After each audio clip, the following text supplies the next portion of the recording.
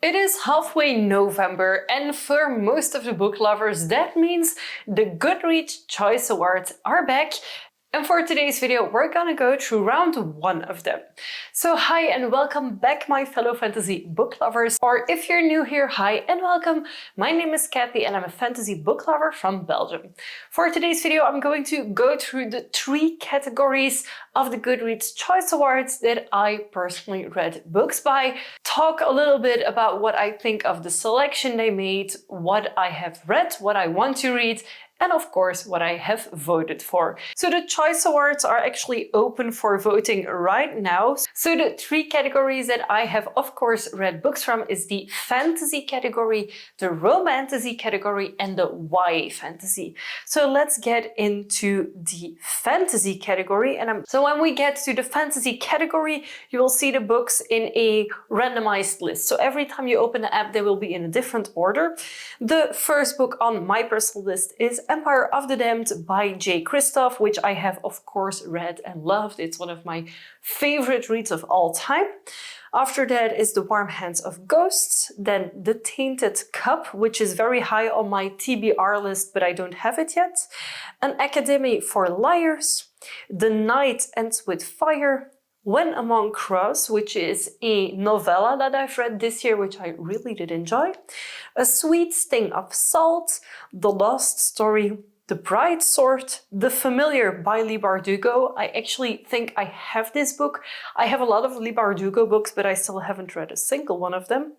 Voyage of the Damned by Frances White was in one of my subscriptions, so I do know that I own this one. The All Black Bird Oracle, which is apparently part 5 in the All Souls series. The Book of Doors by Garrett Brown. My partner has this. I'm pretty sure he hasn't read it yet, but he owns it. 5 Broken Blades.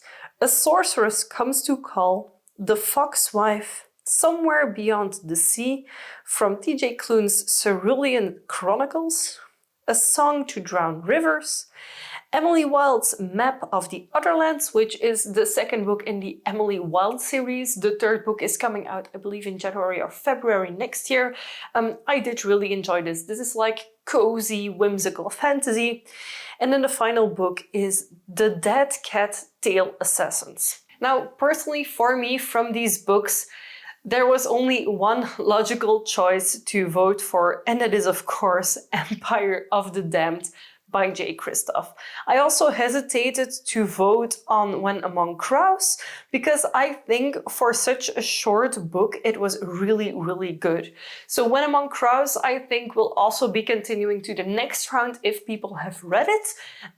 Honestly, a lot of these books I hadn't even heard of this year. So I'm not sure who makes these selections or what they are based on, but I feel it's a bit hit or miss. The next category is the romantasy category, and let's quickly go through the books mentioned here. The first one is A Promise of Peridot. This is the second book in the Sacred Stones.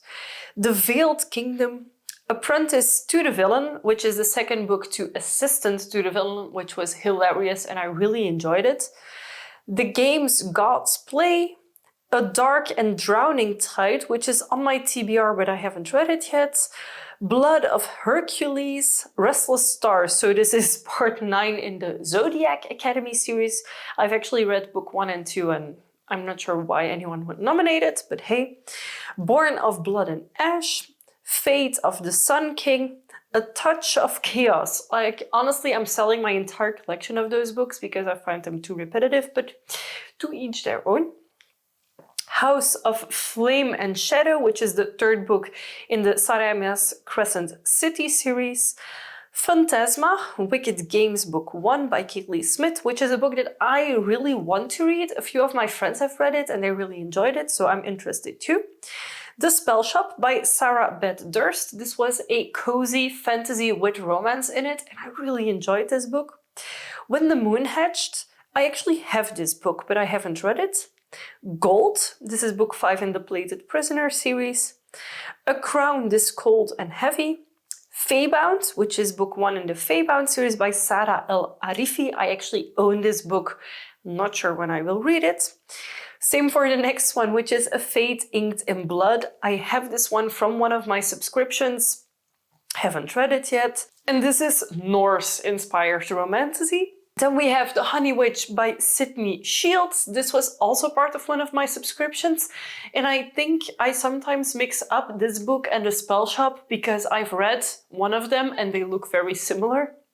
And then the final book on their list is Quicksilver, Fae and Alchemy Book 1. So I think my predictions is that A Fate Inked in Blood will probably continue, When the Moon Hatched, The Spell Shop.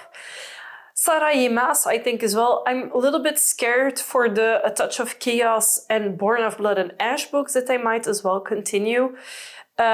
Maybe also Apprentice to the Villain, but those are like the books that I'm aware of. But I personally voted for The Spell Shop.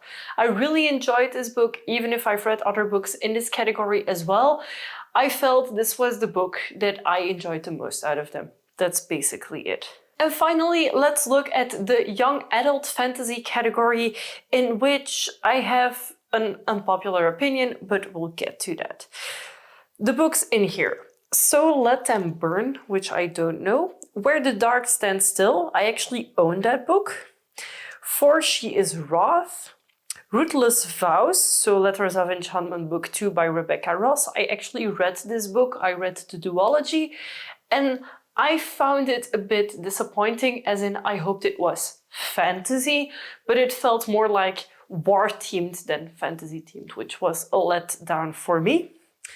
All This Twisted Glory, Air by Saba Tahir, Reckless, which is the second book in the Powerless trilogy, Defiant by Brandon Sanderson, Where the Library Hides, Don't Let the Forest In, The Invocations, Wisteria, Heartless Hunter, The Crimson Moth Book 1. I actually own this book and I really want to read it. Same for the next one, Your Blood, My Bones.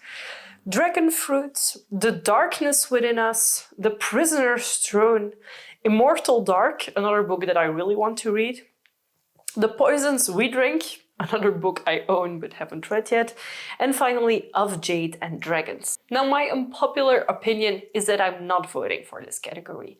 I own quite a few of the books that were mentioned in this category, but I haven't read all of them. And the only book that I've read is Ruthless Vows. And I didn't really enjoy it that much that I want to up it to one of the best books of the year. So the books that I personally think are going to go through to the next round are The Prisoner's Throne, I think is a good chance. Heartless Hunter, Wisteria probably, I think the Brandon Sanderson book, Reckless as well. And I think that Ruthless Vows probably will do well because everyone has been obsessed with this duology, but I personally really didn't enjoy it all that much. So in the fantasy category, I voted for Empire of the Damned, and in the Romantasy category, I voted for The Spell Shop, and I did not vote in the young adult fantasy because I didn't feel like it would be fair to vote for the only book that I would have read, even if I didn't really enjoy it that much. So I just restrained from voting. And in the other categories, I had a quick peek, but I really don't read into any of the other categories. So I'm not sure if that would have helped. So feel free to let me know in the comments down below. Are you voting on the Goodreads Awards? If so, for which books are you voting? And if not, why not? Because I know there's a bit of controversy going around Goodreads, that it's maybe not the best platform to keep track of your reading, etc. If you have a better alternative, feel free to let me know in a comment down below as well, because if there's better, I want to try it. Thank you so much for watching this video. If you enjoyed it, give it a big thumbs up. And of course, if you haven't already and you'd like to be, feel free to subscribe to my channel. I make new videos every week and I would love to have you for every single one of them. Thank you so much for watching and I will see you very soon with a new video. Bye!